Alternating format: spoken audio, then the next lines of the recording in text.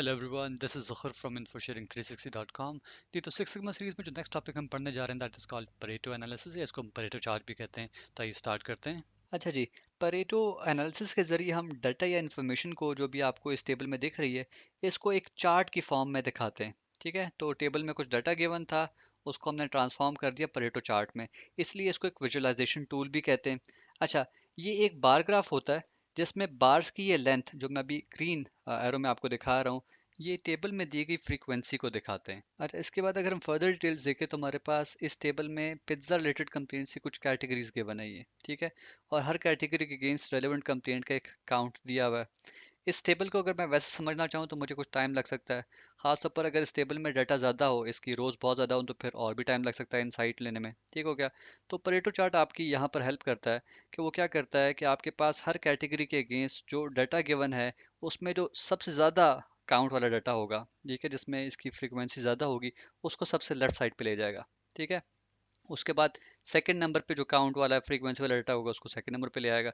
इसी तरीके से ऑनवर्ड जो है, हर बार चार्ट लेफ्ट साइड पे जो है वो सबसे लेंथी होता है, और इस तरह होते होते वो स्मॉल होता जाता है। ठीक हो गया।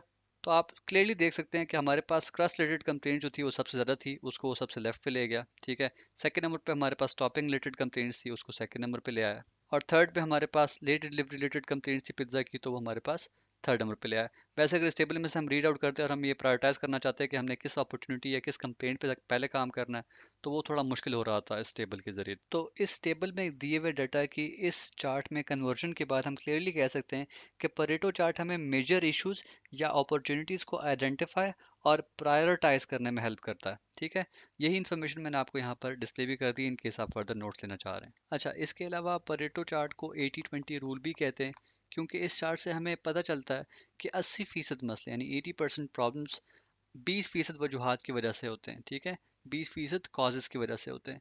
अगर हम अपने इस चार्ट को देखें तो इसमें भी आपको वो जो दो कॉजेज़ हैं मेजर, ठीक है, वो आपको नज़र आ रहे होंगे कि ये ओवरऑल 20% बन रहे हैं। ठीक है, लेकिन अगर इसको आप प्रॉब्लम्स की नज़र से देखें तो आपके पास कोई 80% मसले जो है हल हो जाएंगे अगर तो हम इन 20% कॉजेज़ को एड्रेस कर लें। ठीक हो गया। अच्छा, आखिर में हम प्रैक्टिकली देख लेते हैं कि आप परेटो चार्ट माइक्रोसॉफ्ट एक्सेल में कैसे बना सकते हैं। तो उसके लिए आपने अपना डाटा सेलेक्ट करना होगा। ठीक हो गया, ऑप्शन में आना होगा इंसर्ट। ठीक है, और यहाँ पर आप चार्ट्स में आएंगे, बार चार्ट पे, इस पे क्लिक करेंगे इस एरो पे, तो आपके पास ये कुछ ऑप्शंस आ जाएंगी। ठीक है, इसमें देखें परेटो चार्ट आपके पास आ रहा है, इसको सेलेक्ट कर लेंगे तो आपके पास ये चार्ट सेलेक्ट हो गया। आप इसको करेक्ट कर सकते हैं, इसकी लेंथ को। यहाँ पे आप इसका टाइटल अपडेट कर सकते हैं, तो टाइटल अपडेट कर लेते हैं। ठीक हो गया। इसके अगेंस्ट आप अगर डाटा लेबल शो कराना चाह रहे हैं तो वो आप शो करा सकते हैं। ठीक है, तो इस तरीके से आप परेटो चार्ट जो है वो इजीली बना सकते हैं। जी, तो ये था हमारा आज का टॉपिक। आई होप आपको लाजमन पसंद आया होगा। हमारे इस चैनल इन्फो शेयरिंग 360 को लाजमन सब्सक्राइब कीजिए। Thank you for watching this video.